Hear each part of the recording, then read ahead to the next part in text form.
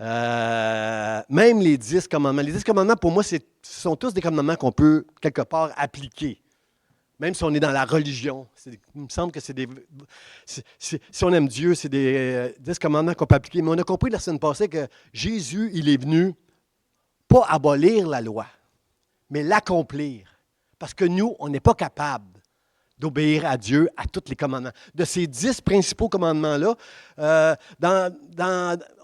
les 10, on ne parle pas des 10 commandements dans la Bible, on parle du décalogue. Le décalogue, là, déca veut dire 10, logos veut dire parole.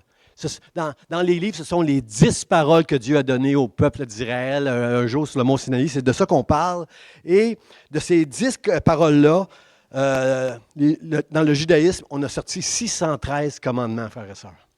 Le problème avec la loi, c'est qu'il faut faire attention de ne pas tomber sous la loi. On n'est plus sous la loi, mais on est sous la grâce en Jésus-Christ. Combien sont contents d'être dans la liberté sous la grâce en Jésus-Christ? Parce que nous, on n'est pas capable d'accomplir les 10 commandements, les 613 lois que dans la Bible. Nous, on n'est pas capable.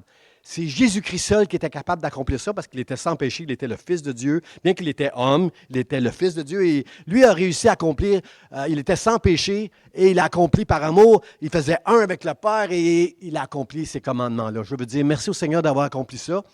Ça ne veut pas dire... Maintenant, le problème, c'est que beaucoup de personnes religieuses ou légalistes essayent de plaire à Dieu en obéissant à des commandements et à des lois.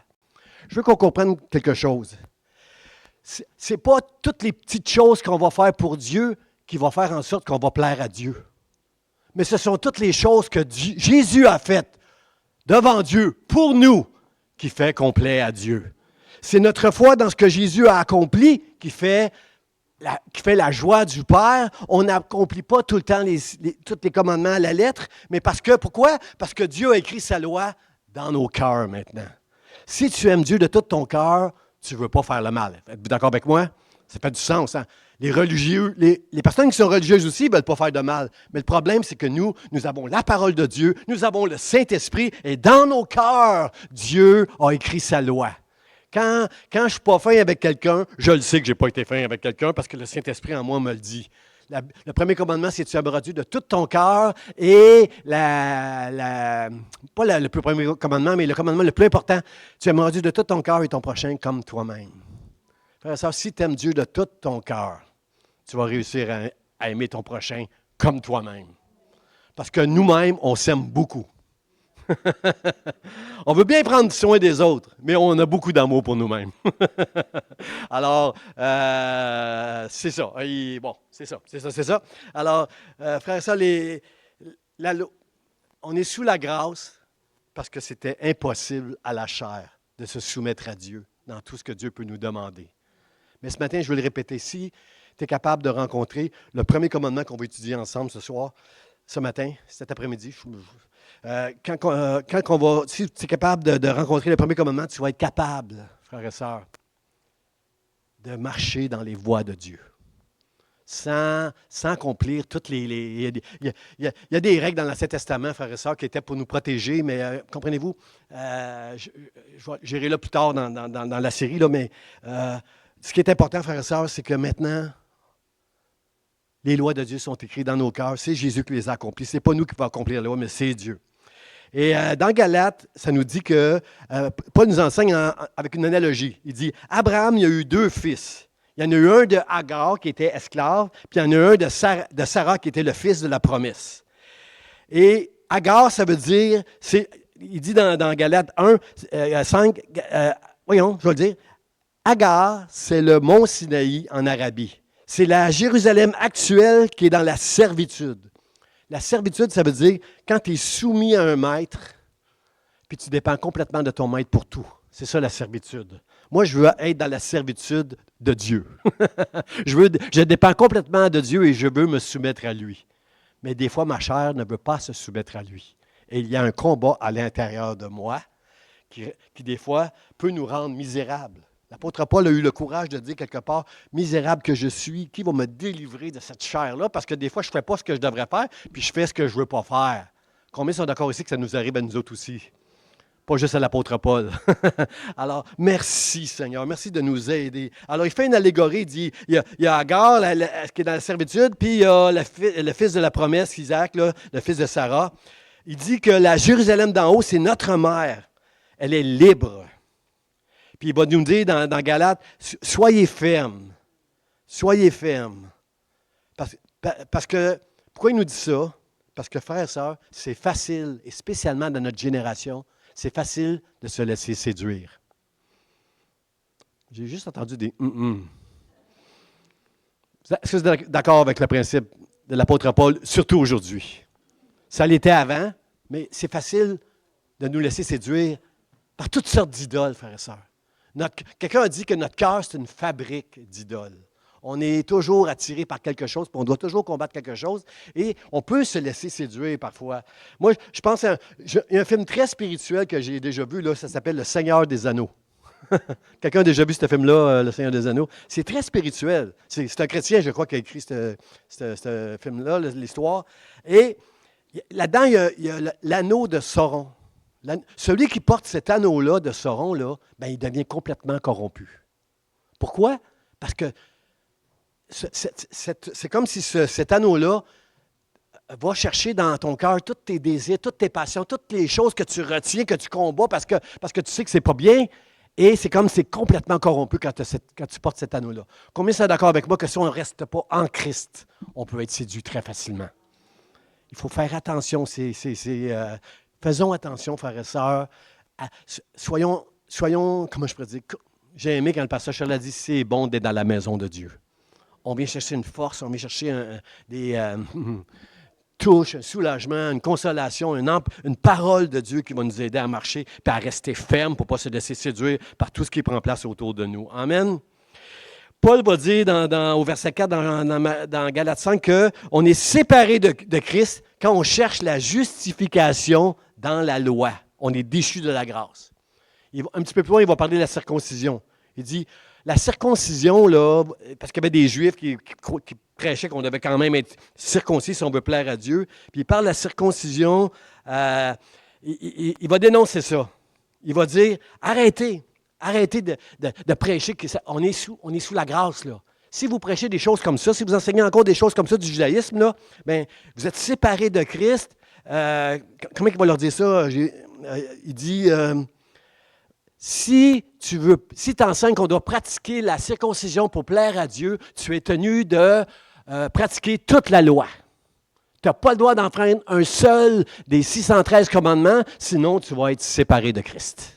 Il est sévère, l'apôtre Paul. C'est un ancien pharisien qui enseignait la loi, qui a persécuté des chrétiens à l'époque. Mais il est très clair qu'on n'est plus sur la loi. Là. Arrête d'enseigner la circoncision pour plaire à Dieu. Là. C'est à cause de Jésus qu'on peut plaire à Dieu et c'est notre foi dans toute son œuvre qui fait en sorte qu'on peut plaire à Dieu maintenant en Jésus seul, frères et sœurs. Alors, le texte ce matin qu'on va lire, c'est dans... c'est ça, le texte. Ça, c'est ce que je viens de dire. Galates 5, ça dit, c'est pour la liberté que Christ nous a affranchis. Demeurez donc fermes et ne vous laissez pas mettre de nouveau sous le joug de la servitude. Frères et sœurs, la servitude, se mettre de nouveau sous le joug de la servitude, ça veut juste dire que je suis chrétien maintenant, mais j'entends des gens qui me disent, faut que tu fasses ceci si tu veux plaire à Dieu, faut que tu fasses cela si tu veux plaire à Dieu. Arrête. C'est à cause de Jésus-Christ que tu plais à Dieu. Si tu as la foi en Jésus-Christ, tu es sous la grâce. Et tout ce que Dieu va mettre... La loi que Dieu veut que tu exerces, il va l'écrire dans ton cœur.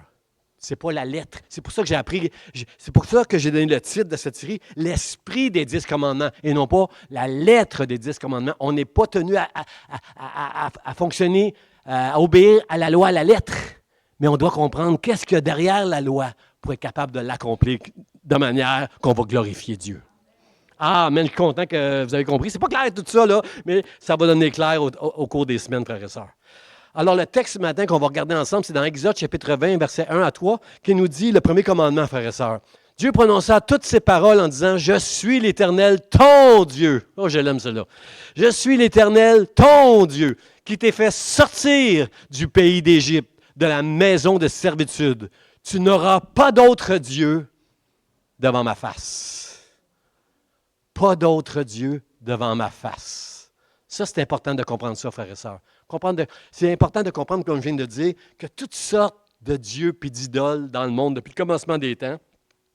Puis pour nous, là, des idoles, c'est comme des statues qu'on se prosterne devant, qu'on fait des offrandes.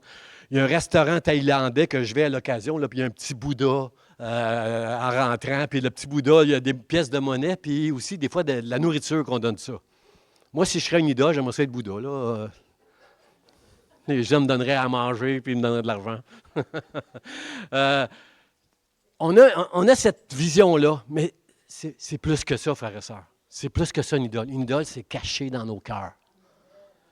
Et moi, l'anneau de Sauron, c'est toute la séduction de ce monde qui pourrait m'amener à tomber dans ces passions dans mon cœur que je ne veux pas. Je veux pas. Moi, je comprends Dieu. Je comprends la parole de Dieu. J'ai l'Esprit de Dieu qui m'aide à marcher sur le chemin étroit. Mais combien des fois on est proche de débarquer du chemin étroit pour laisser place à ce qui se passe dans les désirs et les passions qui sont dans nos cœurs. Alors, c'est tout ça qu'on doit comprendre, frère et sœurs, dans ce texte-là. Tu n'auras pas d'autre Dieu devant ma face. Est-ce que ça existe un autre Dieu, frère et sœurs, que Dieu l'Éternel? Ça n'existe pas. Paul va débattre à un moment donné avec les viandes sacrifiées aux idoles en disant, mais, il n'y a pas, ça n'existe pas d'autres dieux. Il n'y en a pas d'autres dieux. Pour nous, les enfants de Dieu, on le sait, il y a un seul Dieu unique. Mais le diable va utiliser toutes sortes d'idolâtries, toutes formes d'idolâtrie pour nous amener à tomber dans un péché qui est là quelque part dans notre cœur. Et si tu ne marches pas sur le chemin étroit, collé sur Dieu, tu risques d'être séduit. C'est pourquoi l'apôtre Jean va dire, gardez-vous des idoles. Et l'apôtre Paul nous dit, tenez ferme pour ne pas vous laisser séduire et emporter dans toutes sortes de choses. Et je suis content que vous soyez dans la maison de Dieu pour entendre ce message-là ce matin. Paul a dit, ne négligez pas vos réunions, vos assemblées. C'est important d'être ici, comme le pasteur Shirley a dit, pour trouver consolation, courage, encouragement, pour marcher dans cette vie qui n'est pas facile, notre vie dans notre génération et dans notre vie contemporaine, elle n'est vraiment pas facile. Alors, dans ce texte-là, ce que j'aime, c'est quand Jésus dit « Je suis ton Dieu ». C'est un Dieu personnel et relationnel, notre Dieu. Quand il dit « Tu n'auras pas d'autre Dieu devant ma face », ça, c'est un Dieu exclusif, frères et sœurs. Juste, il veut t'avoir toi, il veut m'avoir moi. Chacun de nous qui avons reçu la foi, Dieu veut une relation personnelle avec chacun de nous. Dans la religion, on vient adorer Dieu. Il est notre Dieu. Dans le chemin d'Israël, c'est ça. L'Éternel, le chemin d'Israël, c'est quelque chose que les Juifs pratiquent tous les matins en se levant et le soir en se couchant. Ils vont prononcer ces mots-là là, en hébreu. Je ne me souviens pas en hébreu là, complètement, mais « Je suis l'Éternel ». Écoute, Israël, je suis l'Éternel. L'Éternel, notre Dieu, est un. Comprenez que c'était compliqué pour les Juifs de comprendre quand Jésus disait qu'il était le Fils de Dieu. C'était pas facile pour eux parce que là, on tombe dans le polythéisme au lieu du monothéisme qu'on déclare tous les jours depuis Moïse. Là. Écoute Israël, l'Éternel, notre Dieu, est un. Il faut juste comprendre que Jésus faisait un avec Dieu pour ne pas tomber dans le polythéisme. On n'est pas dans le polythéisme. Nous croyons que Dieu s'est manifesté en trois personnes, le Père, le Fils, le Saint-Esprit. On n'est pas dans le polythéisme, là, comme dans l'idolâtrie qu'il y a dans ce monde, partout dans plusieurs pays. Là. On croit que Dieu est un, frères et sœurs. Mais c'est un Dieu personnel. Je suis l'Éternel, ton Dieu. Merci Seigneur. Merci Seigneur. Wolf Shirley, je suis l'Éternel, ton Dieu. Ton Dieu. Pas un Dieu, mais ton Dieu. Pas le Dieu de l'univers, le Créateur. Ton Dieu. Juste dans notre galaxie, Nancy, il y a 200 milliards d'étoiles. C'est trop pour moi, ma petite tête, ça. 200, je ne suis pas capable d'imaginer plus qu'un million, là, c'est trop pour moi. Là. 200 milliards d'étoiles juste dans notre galaxie. Et ce Dieu créateur-là, il est en train de dire ici, je suis l'Éternel, ton Dieu. Écoute Israël. C'était incroyable, le jour où Dieu a parlé à son peuple sur le mont Sinaï. Quand il a fini de parler, le peuple a dit à Moïse, « Moïse, s'il vous plaît, dis à Dieu de ne plus nous parler. Toi, tu nous parleras de sa part. » Parce que Dieu est un Dieu terrible, frère et sœurs. Il est venu avec des nuées, il est venu avec du feu, des tremblements de terre, des éclairs, du tonnerre. C'était très, très impressionnant quand il a dit ces 10 paroles-là, frère et sœurs. Puis je lisais dans le psaume 50 ce matin, dans mon temps de prière personnel. Je prie dans le psaume 50, et je crois qu'Asaph parlait de ces moments-là. Il dit, Dieu s'avance, il s'avance pour te parler. Devant lui, devant lui, il y a du feu, et autour de lui, c'est une violente tempête. Alors, je comprends je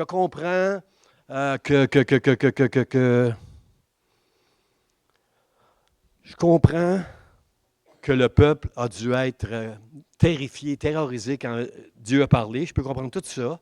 Mais le problème, c'est qu'on le sait. C'est qu'à un moment donné, ils viennent d'Égypte, eux autres. Comprenez-vous que quand Dieu leur dit tu n'auras pas d'autres dieux t'auras pas d'autres dieux devant moi, devant ma face, là, comprenez qu'il a sorti son peuple de l'Égypte où il y avait tellement de dieux et tout ça, d'idolâtrie.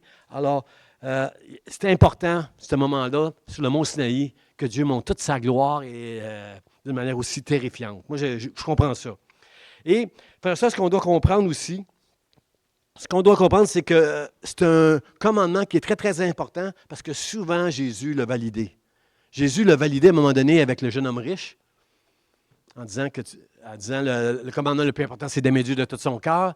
Puis aussi avec un docteur de la loi, un docteur de la loi qui vient le voir, puis il dit, c'est quoi, il a voulu l'éprouver Jésus, la Bible dit, puis il demande à Jésus, c'est quoi le plus grand commandement? Puis il dit, c'est quoi? C'est quoi la loi dit? Ben, il dit, tu aimeras Dieu de tout ton cœur et ton prochain comme toi-même. Ben, il dit, si tu fais ça, tu vas vivre. Combien sont d'accord avec moi que si on aime Dieu de tout notre cœur, si on aime Dieu de tout notre cœur, de tout notre cœur, où on jette toutes les idoles de côté, et que seulement Dieu, Dieu seul, qui est mon Dieu, ça va être facile de marcher avec Dieu sur la voie étroite. Mais on est des hommes, on est des femmes de chair, et des fois on écoute notre propre cœur au lieu de se laisser envahir par le cœur de Dieu. Juste Gabriel qui était honnête, là, qui a dit frère, ça c'est important que vous soyez avec moi. C'est important qu'on avance ensemble, reconnaître qu'on est des pécheurs. Puis on se laisse parfois séduire par notre cœur. Mais que si on se colle sur Dieu, on va être capable de rester ferme et être capable de marcher avec ce commandement-là. Dieu, c'est un Dieu personnel et relationnel, frères et sœurs. J'aime la prière, je crois que c'est dans le chapitre 17, hein, Nicole, la prière où Jésus dit, je prie, Père, pour qu'ils soient un, ensemble, un, comme toi et moi, nous sommes un. Jean 17, qu'ils soient un, comme nous sommes un. Frères et sœurs, si je suis un homme que Dieu aime parce que je fais un avec Jésus. Et si je fais un avec Jésus, je fais un avec Dieu. Et Dieu nous appelle, toute l'Église, à être un avec Jésus pour être un avec le Père.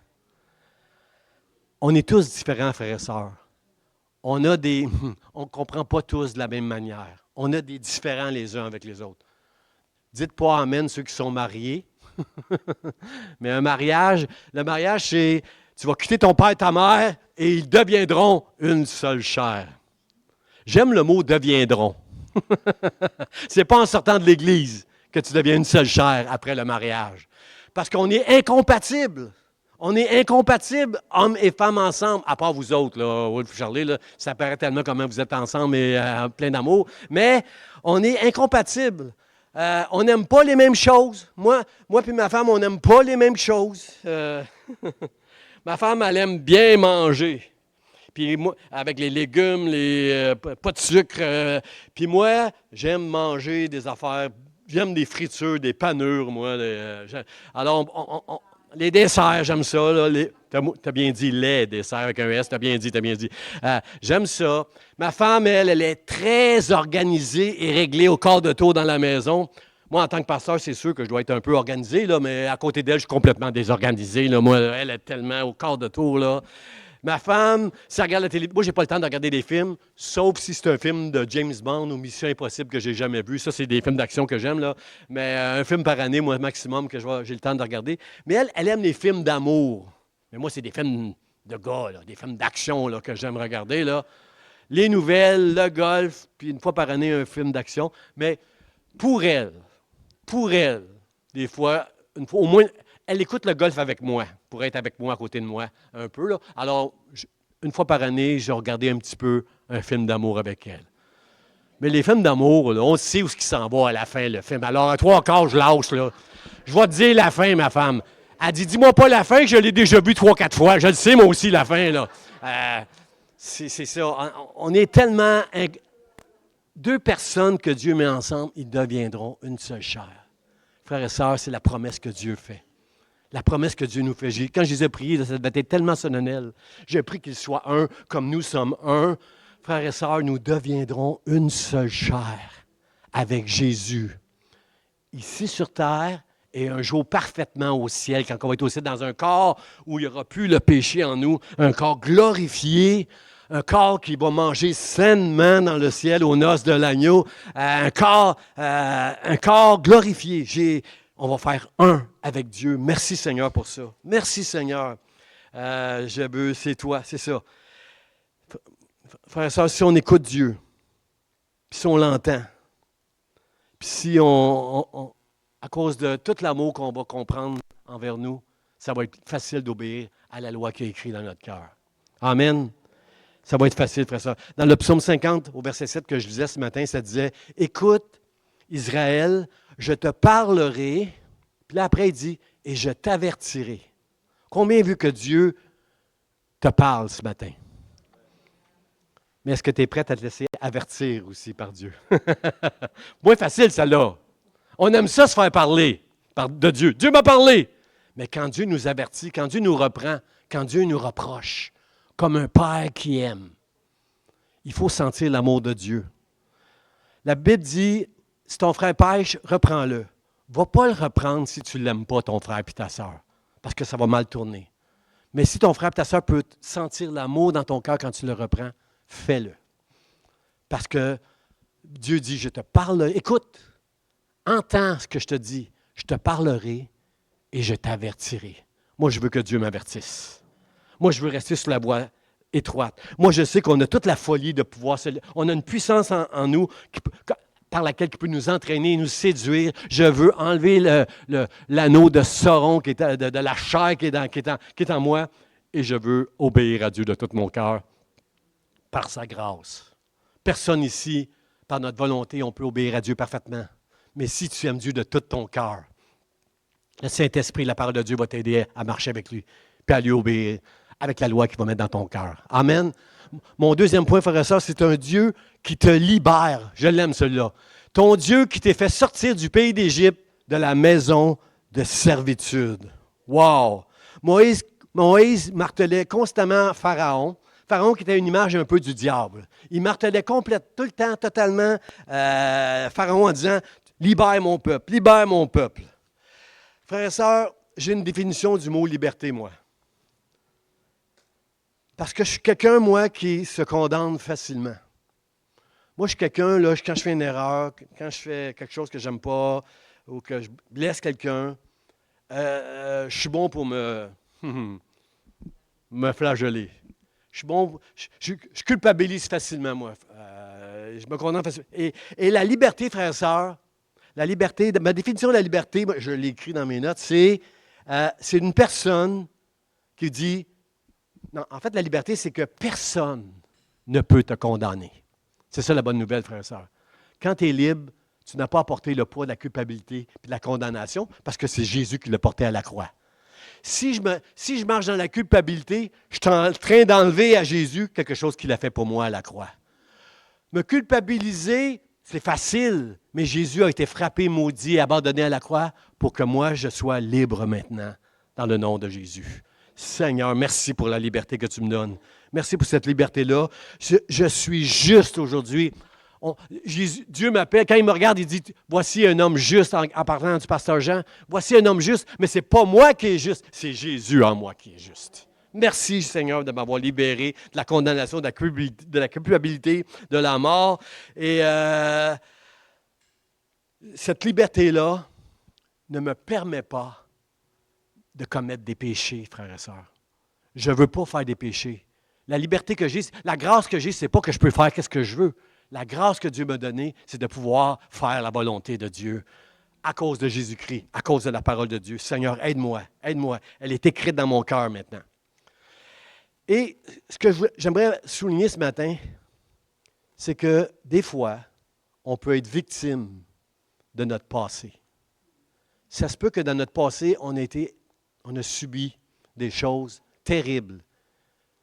On entend, avec le mouvement MeToo, j'ai entendu beaucoup malheureusement, de personnes qui ont été agressées, des personnes qui ont été violées, des personnes qui ont été abusées. Et ça se peut que les choses du passé,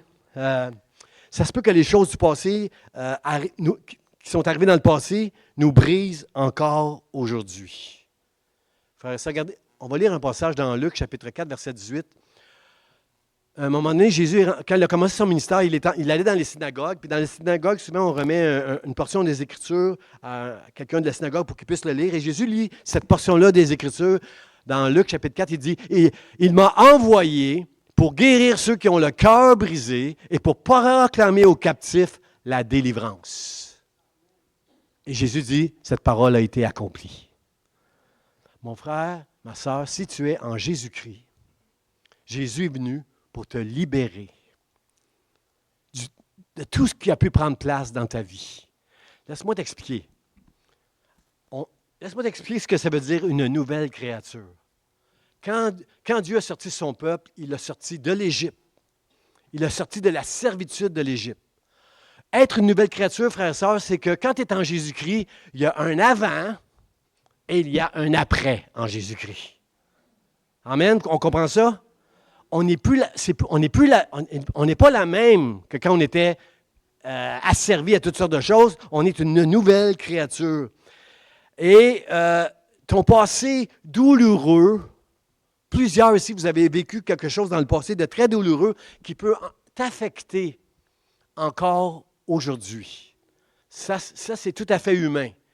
La bonne nouvelle, c'est que Jésus est venu pour ceux qui ont le cœur brisé et pour proclamer aux captifs la délivrance. Jésus va déclarer, vous connaîtrez, un peu comme ils deviendront une seule chair, c'est au futur. Ce n'est pas du jour au lendemain qu'on devient... moi, je suis content d'avoir fêté 45 ans de vie mariage il y a 2 semaines pourquoi je suis content? Parce que j'ai pu avec ma femme les chicanes qu'on avait dans les premières années de mariage. Alors qu'on était totalement incompatibles. J'ai plus ça, là. J'ai plus des hauts que des bas, là. Je vais encourager les jeunes mariés à persévérer parce que c'est sûr que c'est pas facile. On est 2 personnes différentes, puis Dieu nous appelle à devenir un, puis ça prend du temps, puis ça prend de l'amour, puis ça prend du pardon, puis ça prend de la compréhension, puis ça prend de la communication. Ça prend toutes sortes de ions comme ça là, pour arriver à être un, là. Merci Seigneur, merci Seigneur. Aide-moi Seigneur, aide-moi. Parce que beaucoup de gens, dans leur passé, peuvent être affectés dans la vie présente. Mais à partir du moment où Jésus est dans ta vie, il y a un processus, il y a un avant, puis il y a un après. Il y a un processus de guérison qui commence, de liberté qui va commencer, parce que vous connaîtrez la vérité, et la vérité vous rendra libre. Comment des chrétiens peuvent être encore esclaves du passé? Frères et sœurs, à partir du moment où tu comprends tout l'amour de Dieu au travers de Jésus-Christ. À partir du moment où tu vas mettre le premier commandement en pratique, « Je suis l'Éternel, ton Dieu, qui t'est sorti d'Égypte, tu n'auras pas d'autre Dieu devant ma face. » À partir du moment où tu vas aimer Dieu de tout ton cœur, mon frère, ma sœur, tu vas être capable de trouver la liberté et d'être guéri de tout ce qui a pu arriver dans le passé qui t'a fait du mal. Amen. Si ça ne t'est pas encore arrivé aujourd'hui, demande à Dieu. Mais cette prophétie-là, elle est amen. C'est vrai, cette prophétie-là.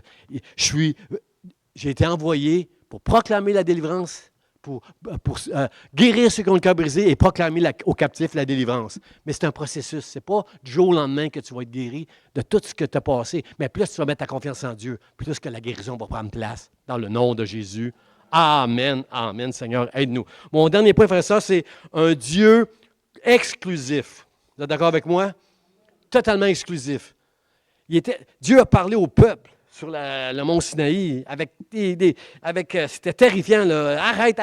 Moïse dit à Dieu de ne plus nous parler, là, c'est trop terrifiant. Là, tu nous parleras, toi. Là.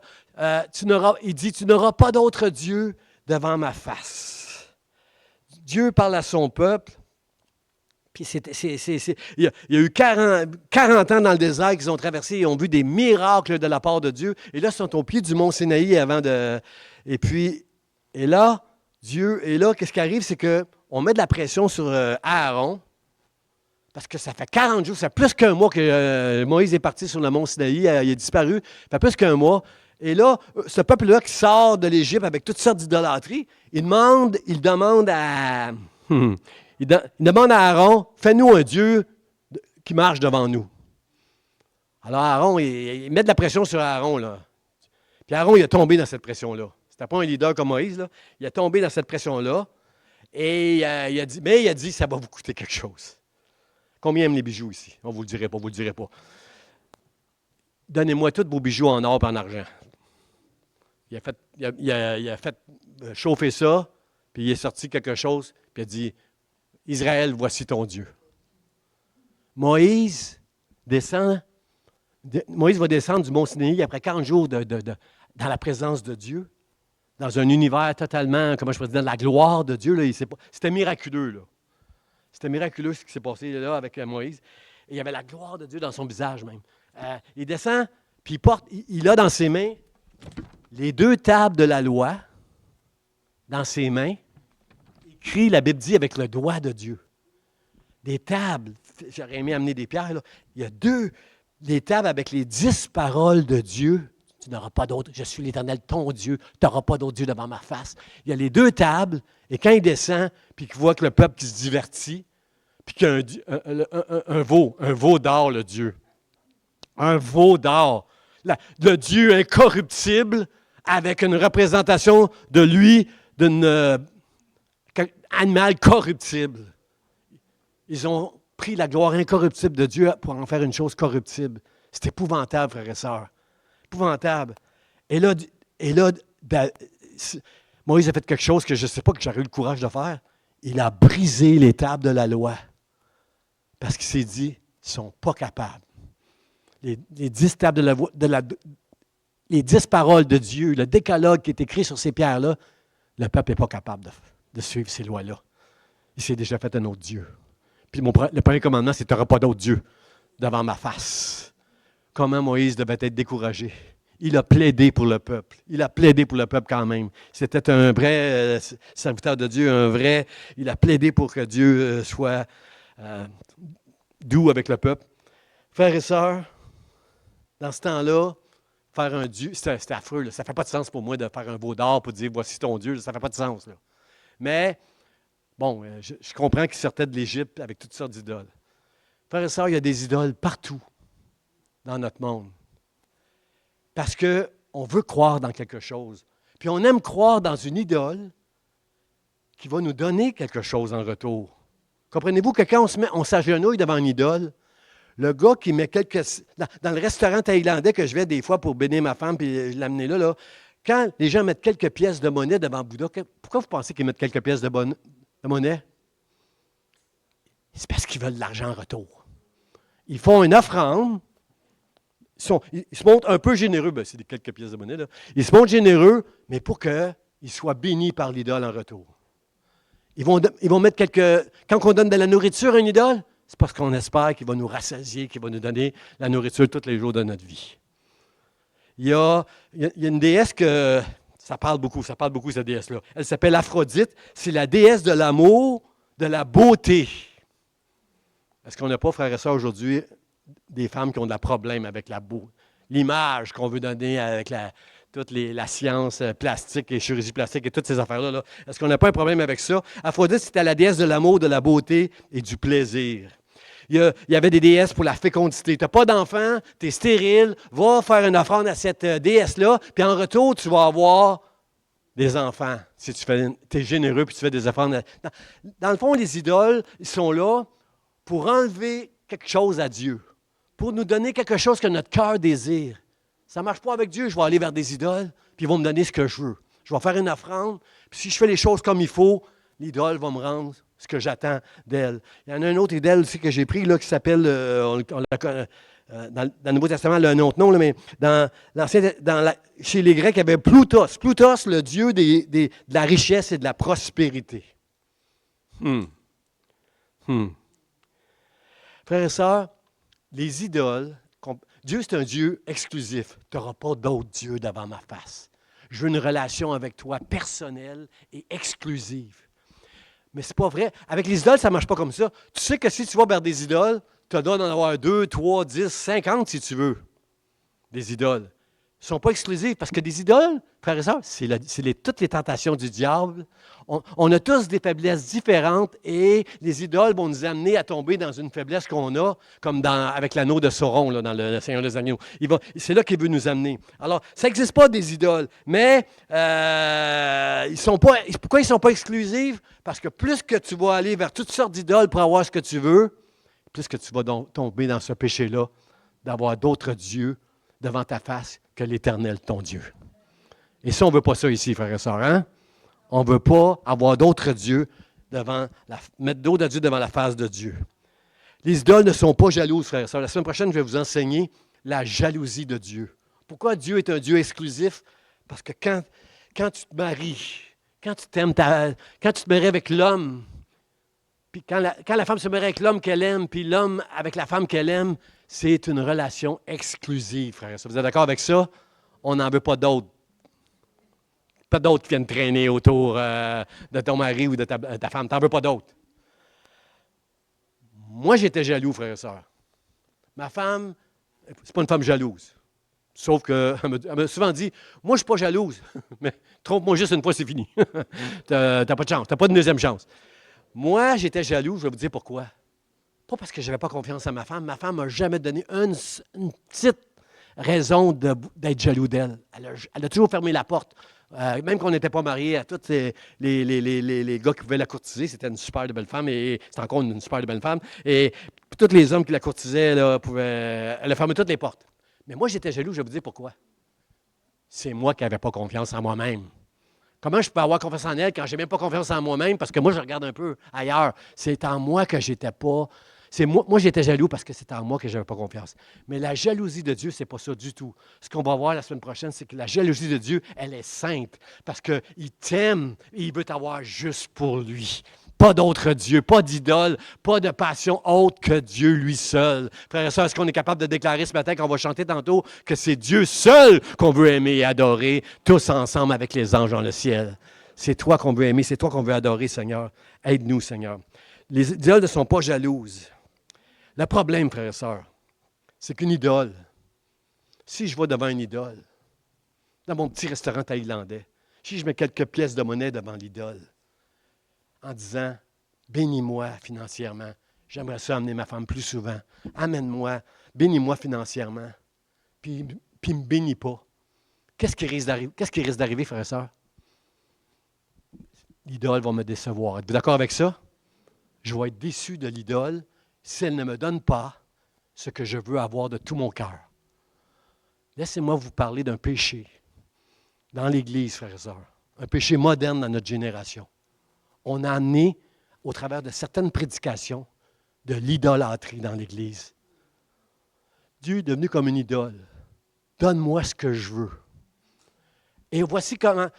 J'ai entendu une Église à un moment donné dire, fais une offrande de 1000 $, puis il va t'arriver, puis tu vas avoir la guérison dans ta vie, ou je ne sais pas quoi, là. Frères et sœurs, c'est pas de l'idolâtrie, ça? Fais ceci.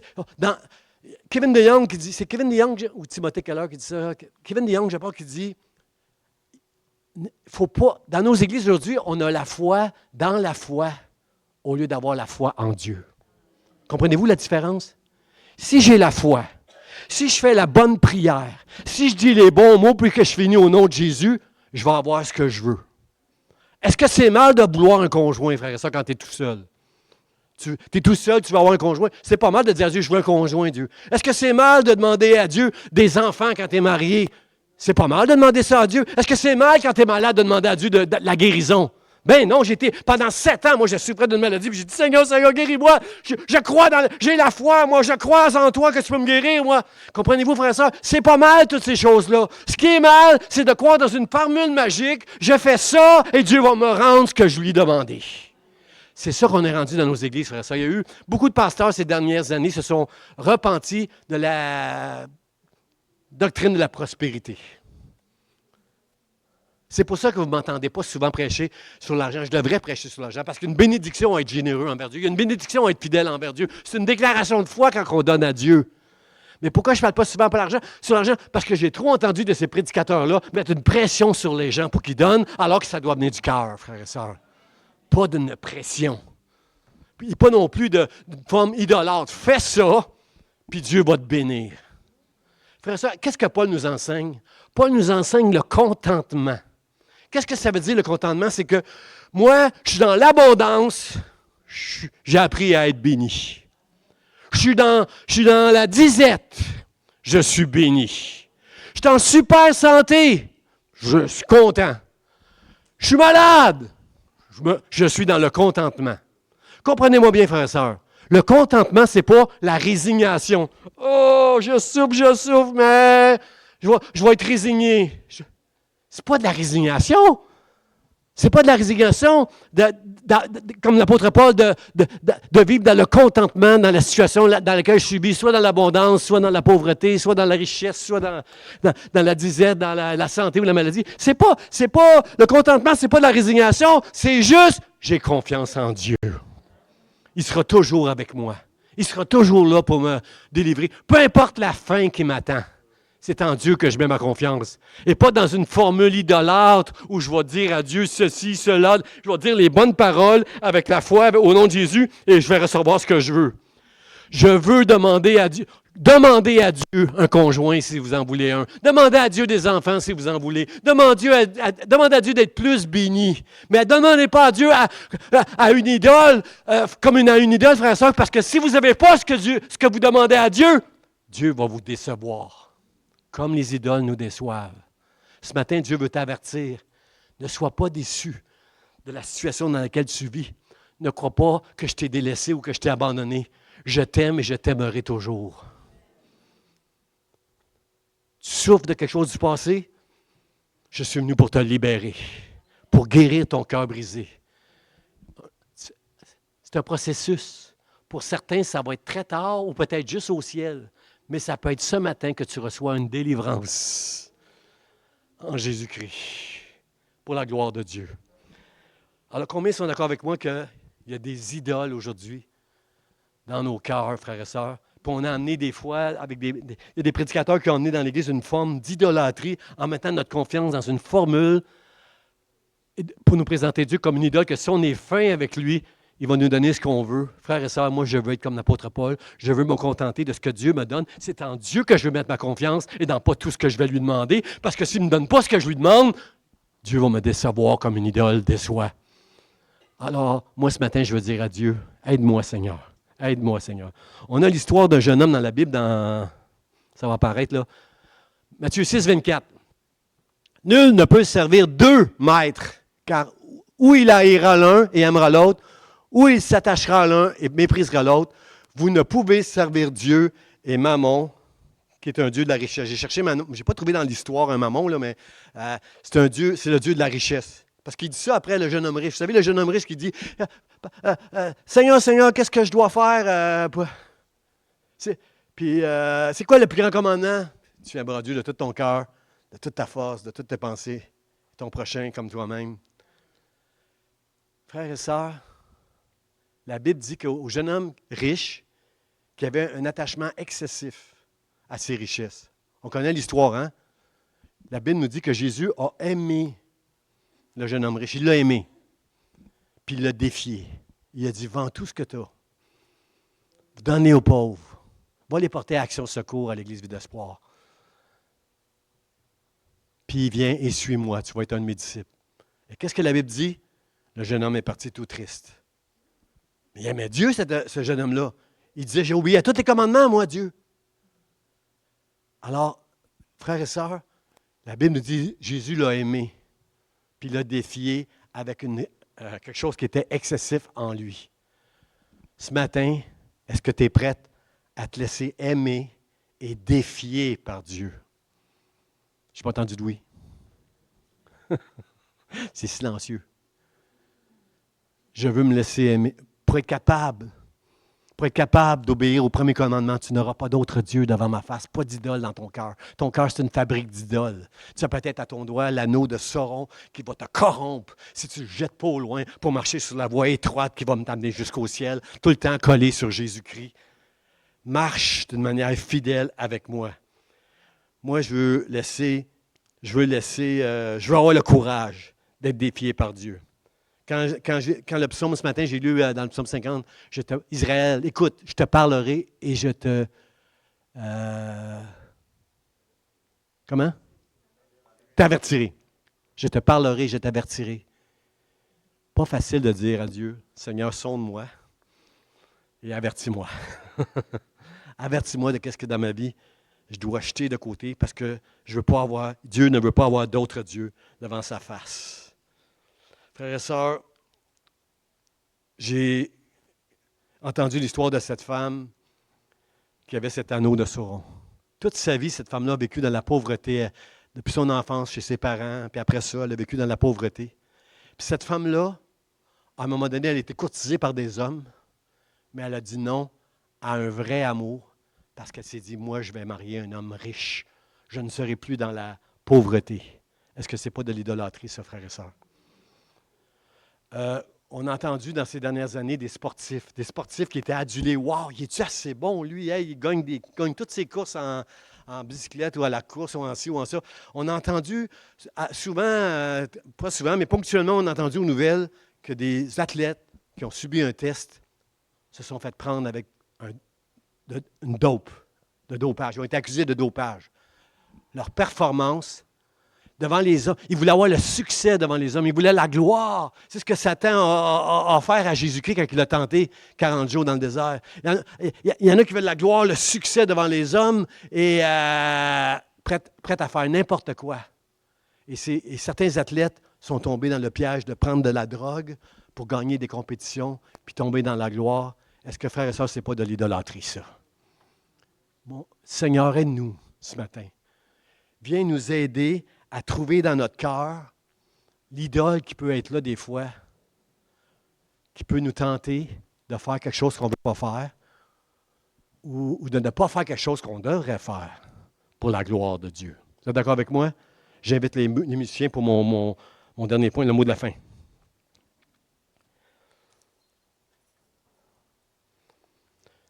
Quand Satan est venu tenter Jésus dans le désert, ça faisait 40 jours qu'il jeûnait. Je ne crois pas que le Fils de Dieu avait besoin de jeûner 40 jours pour être capable de résister à Jésus, mais je crois que les 40 jours de jeûne ont aidé Jésus. On a fait juste 3 jours de jeûne, nous, cette semaine, là, et je suis d'accord avec Pasteur Charlie, ce qu'il disait tantôt, là, on était vraiment bénis. Le dernier jour, là, le jeudi, là, Ghislaine, c'était merveilleux, c'était super, la pluie, on sentait vraiment quelque chose de glorieux à la fin de ce temps de jeûne et de prière. Et je ne crois pas que Jésus avait besoin de jeûner pour résister à Satan, mais je crois qu'en tant qu'homme, dans son il a incarné l'humanité. Je crois que ça l'a aidé. Je crois que ça l'a aidé à... Et la première tentation que le diable a proposée à Jésus, c'est... La Bible nous dit que Jésus avait faim. Comprends, après 40 jours, hein? J'ai lu beaucoup de livres sur le jeûne, puis des jeûnes de 40 jours, j'en ai jamais fait, moi, mais l'affaire, c'est que dans les livres de jeûne, ceux qui veulent jeûner le plus longtemps possible, ils doivent recommencer à jeûner quand ils recommencent à avoir faim. Bon, si tu jeûnes 2-3 jours, tu vas avoir faim tous les 3 jours. Tous les 3 jours, tu vas voir des poulets qui volent devant tes yeux. Là. Tu vas avoir toutes sortes de nourriture tout le temps. Là. Moi, mes 3 jours de jeûne, je réalise, là, je parle tout le temps de nourriture. Je me torture en parlant de... Oh, j'ai hâte à vendredi soir, je vais me faire tel souper à la maison. Là. Je pense à la nourriture là, pendant que je jeûne, là, tellement je suis envahi par toutes sortes de pensées. Mais la vérité, c'est que quand tu jeûnes, moi j'ai déjà jeûné 2 semaines, là, quelques fois, puis quand tu jeûnes pendant plus que quelques jours, tu n'as plus faim. Ça s'en va, ça, ces pensées-là de comment tu fais par ça pour nourrir, pour jeûner aussi longtemps que ça? Bien, tu n'as plus faim. Tu n'as plus faim après un certain temps de jeûne. Mais dans les livres scientifiques, là, c'est pas écrit dans la Bible, là, mais dans les livres scientifiques, il y a des cliniques de jeûne où on encourage les gens à jeûner longtemps parce que ça fait beaucoup de bien à ton corps. Surtout ceux qui mangent trop de desserts et de sucre, là, ça leur fait du bien, ça, de jeûner. Et l'affaire, c'est que quand tu recommences à avoir faim, après 30 jours, 40 jours, 45 jours, quand ton corps te dit « j'ai faim », là, il faut que tu brises ton jeûne. Parce que là, ton corps... L'affaire, c'est que pendant ton jeûne, ton corps va chercher tout ce qu'il peut à l'intérieur de toi, des graisses, des lipides, tout ça d'affaires. Il va se nourrir. Il va se nourrir son corps avec ce qu'il peut à l'intérieur.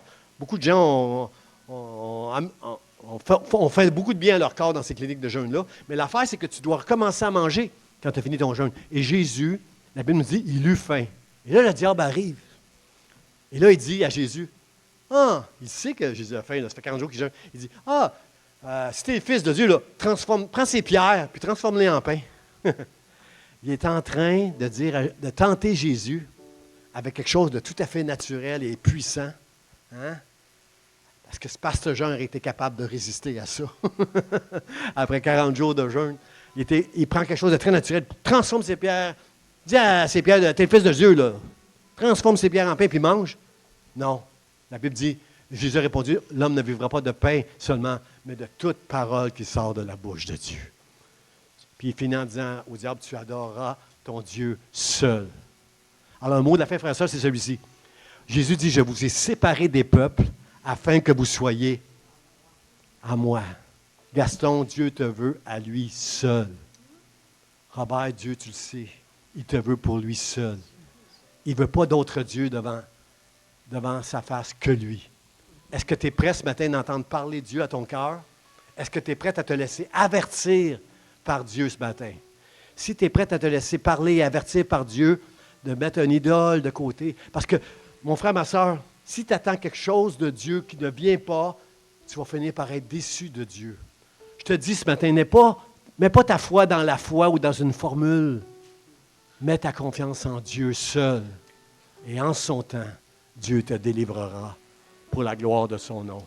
Parce que tu lui appartiens d'une manière exclusive. Je suis à Dieu. Mon Dieu est à moi et je suis à lui. Amen. Je vous invite à vous lever, frères et sœurs. On va chanter ce chant. On va aller rejoindre les anges dans le ciel, qui tous ensemble. Ça, c'est le mot qui m'a touché hier dans la formation qu'on a eue avec l'équipe de louanges.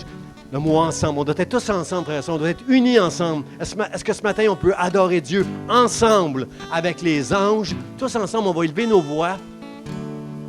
Peut-être qu'on peut ouvrir les portes même, là, Robert. On peut peut-être ouvrir les portes pour que toute la rue Marie nous entende louer puis adorer Dieu ensemble.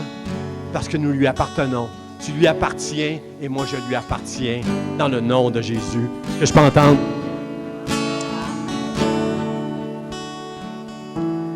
Dieu de gloire,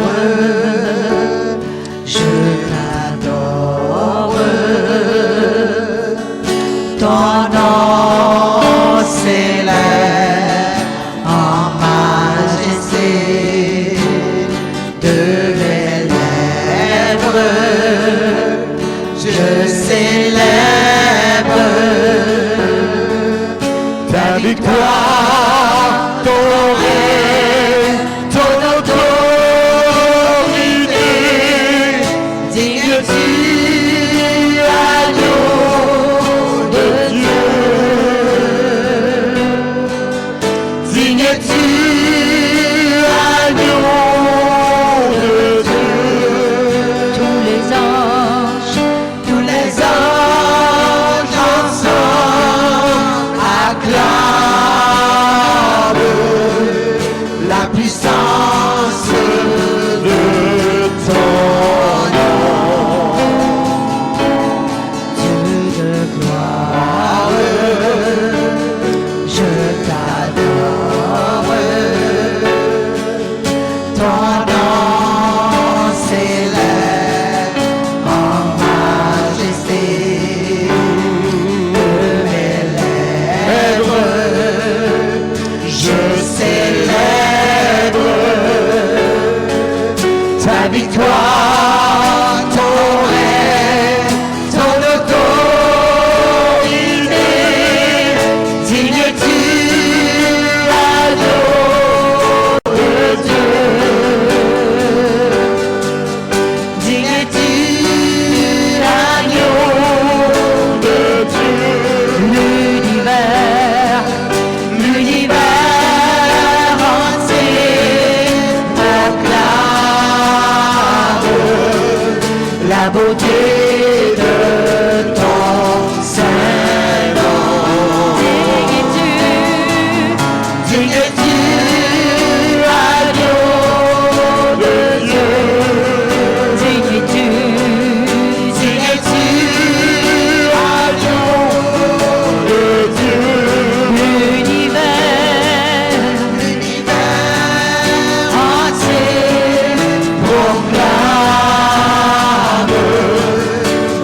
beauté de ton saint nom. Digne es-tu, agneau de Dieu. Digne es-tu, agneau de Dieu. Digne es-tu, agneau de Dieu. Digne es-tu, agneau de Dieu. Digne es-tu, agneau de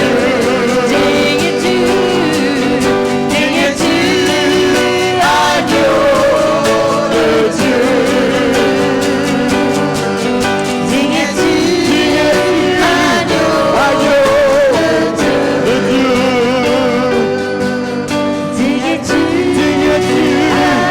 agneau de Dieu. Digne es-tu,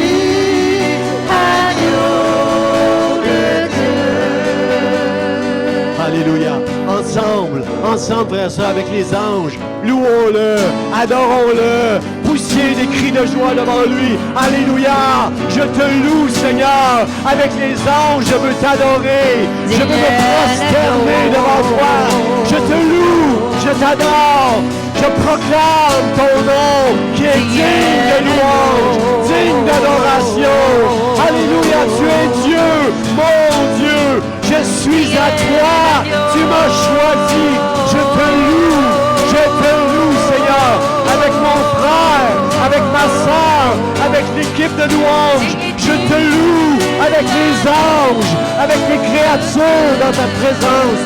Avec Jacqueline, je te loue, Seigneur, dans le ciel. Gloire à toi, gloire à ton nom. Sois béni, tu es digne de recevoir la louange. Nous voici devant toi, ensemble, mon Dieu, pour te louer, pour t'adorer. Tu n'es pas une idole. Tu es le Dieu créateur du ciel et de la terre. Et tu es mon Dieu. Gloire à toi, Seigneur. Enlève de mon cœur toutes les passions idolâtres. Seigneur, que ton nom soit béni dans ma maison, dans ton église. Alléluia. Alléluia. Gloire à toi, mon Dieu.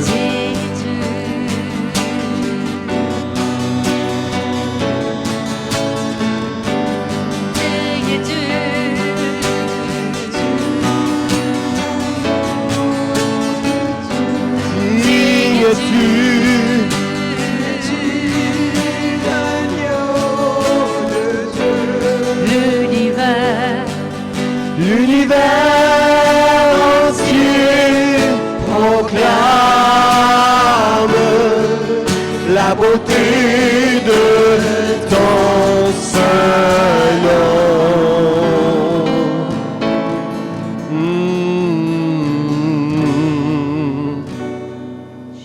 Seigneur, merci pour ta présence au milieu de nous ce matin, pour ces chants qu'on a élevés devant toi, pour ta parole, Seigneur, qu'on veut entendre et répondre, Seigneur.